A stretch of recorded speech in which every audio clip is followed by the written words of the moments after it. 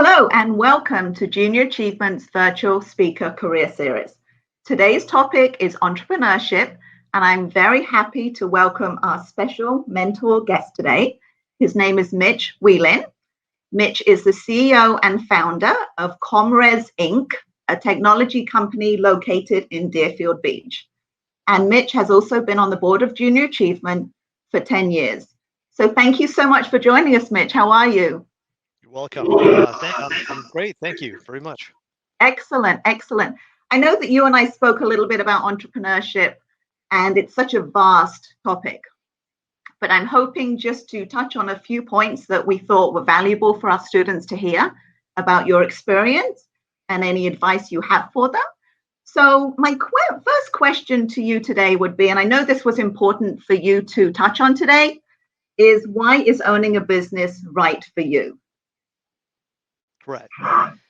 And that's probably the longest response going to have, which is there's several things that make a good entrepreneur, and part of it is that we're square pegs. We don't fit in the round holes very well. I've been fired from practically every job I've ever had. We just don't fit well other places a lot of times. We're also unique, and it's kind of hard to explain that, but entrepreneurs look at the world differently, kind of like an artist looks at a scene of the Everglades and 3 days later can paint it or sculpt it. It's just an innate ability they have. I can't do that. But an entrepreneur is somebody who, let's say 1,000 people are standing in line at McDonald's.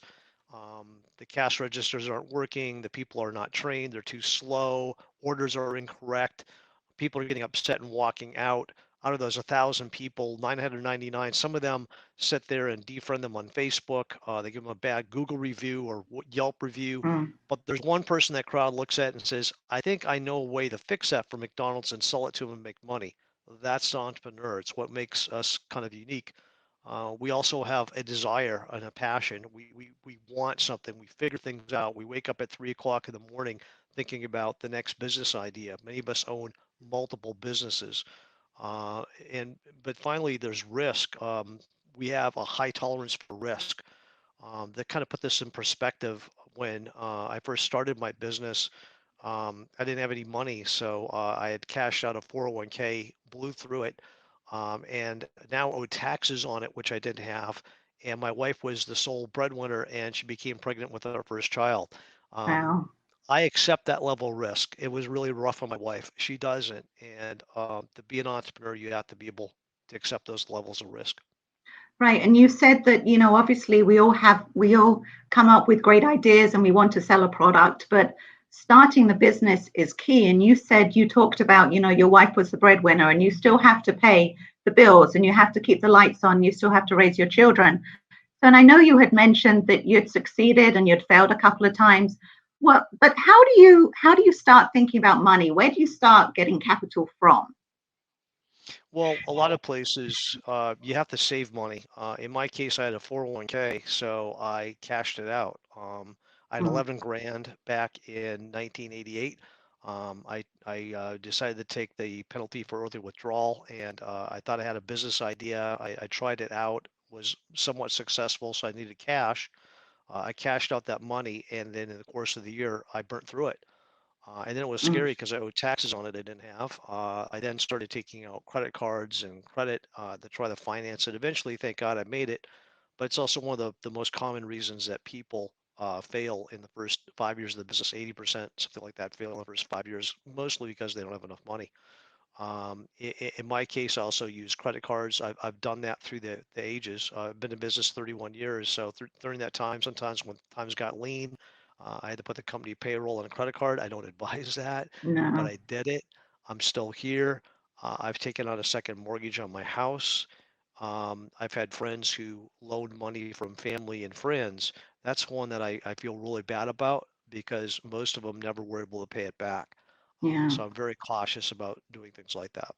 Yeah, and it's hard. And you really have to be the right type of person to be able to handle all that responsibility because it's not only yourself. I mean, you have employees, you have customers that you have to take care of as well. That's correct.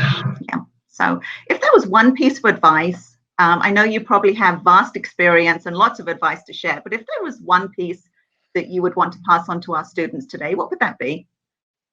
Wow, there's not just one, there's so many. I I mean, know. you just talked about capital. You have to save money. I mean, successful business people understand money and how to save it. You got to practice. I mean, from in my age, you don't really have this too much anymore, but we, could mow grass or, distribute newspapers, anything to make money. That's kind of like your own business. Look for classes that you can use that really give you experience or like obviously things with junior achievement are very valuable for this, but classes in finance and accounting, sales, marketing, management, anything that gives you things that you'll need as a business owner. But maybe the final and more important thing is I see successful business owners talk. They talk to everybody. They get advice. They don't live in a bubble and think they're the expert and know everything. They talk to everybody and say, "What about this idea? Hey, I'm thinking about doing this. What do what do you think about it?" Or they call somebody that's done it before and ask their advice and say, "I see you've done this successfully. What did you do right? What would you have changed? What should I avoid doing?" But they talk to a lot of people. Mm. Well, that's some great advice. Thank you. Well, I hope you'll come back and share some more of your experience with us. Absolutely, I appreciate it, Claire. Perfect. Thank you so much for joining us. Thank you. Bye-bye. Thanks.